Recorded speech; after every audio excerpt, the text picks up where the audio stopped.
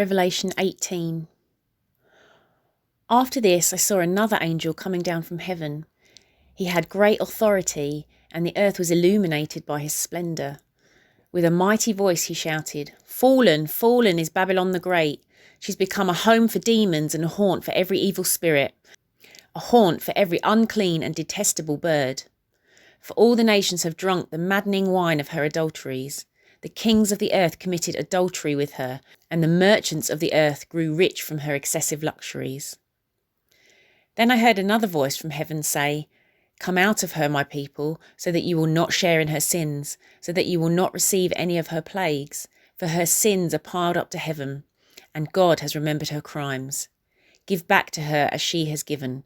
Pay her back double for what she has done. Mix her a double portion from her own cup. Give her as much torture and grief as the glory and luxury she gave herself. In her heart she boasts, 'I sit as queen. I'm not a widow, and I will never mourn.' Therefore, in one day her plagues will overtake her, death, mourning, and famine. She will be consumed by fire, for mighty is the Lord God who judges her. When the kings of the earth, who committed adultery with her and shared her luxury, see the smoke of her burning, they will weep and mourn over her. Terrified at her torment, they will stand far off and cry, 'Woe, woe, O great city, O Babylon, city of power! In 1 hour your doom has come.' The merchants of the earth will weep and mourn over her because no one buys their cargoes anymore, cargoes of gold, silver, precious stones and pearls, fine linen, purple, silk and scarlet cloth, every sort of citron wood and articles of every kind made of ivory, costly wood, bronze, iron and marble, cargoes of cinnamon and spice, of incense, myrrh and frankincense, of wine and olive oil, of fine flour and wheat, cattle and sheep, horses and carriages, and bodies and souls of men. They will say, 'The fruit you longed for is gone from you. Your riches and splendour have vanished, never to be recovered.' The merchants who sold these things and gained their wealth from her will stand far off, terrified at her torment. They will weep and mourn and cry out, 'Woe, woe, O great city, dressed in fine linen, purple and scarlet, and glittering with gold, precious stones and pearls. In 1 hour such great wealth has been brought to ruin.' Every sea captain and all who travelled by ship, the sailors and all who earn their living from the sea will stand far off.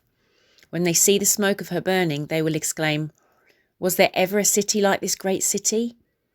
They will throw dust on their heads and with weeping and mourning cry out, 'Woe, woe, O great city, where all who had ships on the sea became rich through her wealth. In 1 hour she has been brought to ruin.